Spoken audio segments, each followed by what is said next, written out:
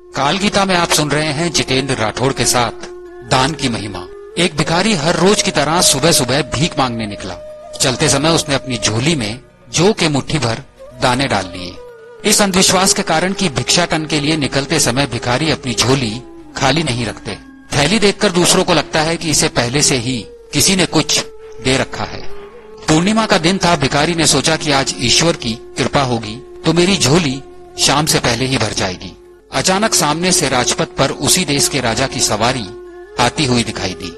भिखारी खुश हो गया। उसने सोचा कि राजा के दर्शन और उनके मिलने वाले दान से आज तो उसकी सारी दरिद्रता दूर हो जाएगी और उसका जीवन संवर जाएगा।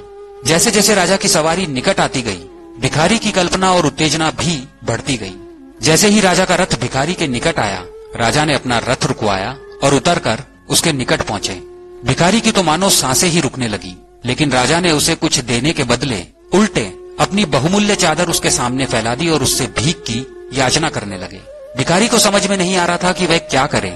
वह भी सोच ही रहा था कि राजा ने पुनः याचना की। भिखारी ने अपनी झोली में हाथ डाला, मगर हमेशा दूसरों से लेने वाला मन देने को राजी नहीं हो रहा था। जैसे तैसे उसने 2 दाने जौ के निकाले और राजा की चादर में डाल दिए। उस दिन हालांकि भिखारी को अधिक भीख मिली, लेकिन अपनी झोली में से 2 दाने जौ के देने का मलाल उसे सारे दिन रहा। शाम को जब उसने अपनी झोली पलटी तो उसके आश्चर्य की सीमा न रही। जो जौ के दाने वह अपनी झोली में लेकर गया था, उसके 2 दाने सोने के हो गए थे। अब उसके समझ में आया कि दान की महिमा के कारण ही ये सब हुआ है।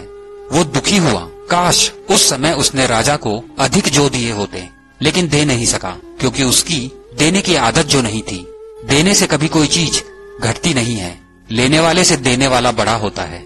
अंधेरे में छाया, बुढ़ापे में काया और अंत समय में माया किसी का साथ नहीं देती। आप सुन रहे हैं काल गीता की कहानियां जितेंद्र राठौड़ के साथ।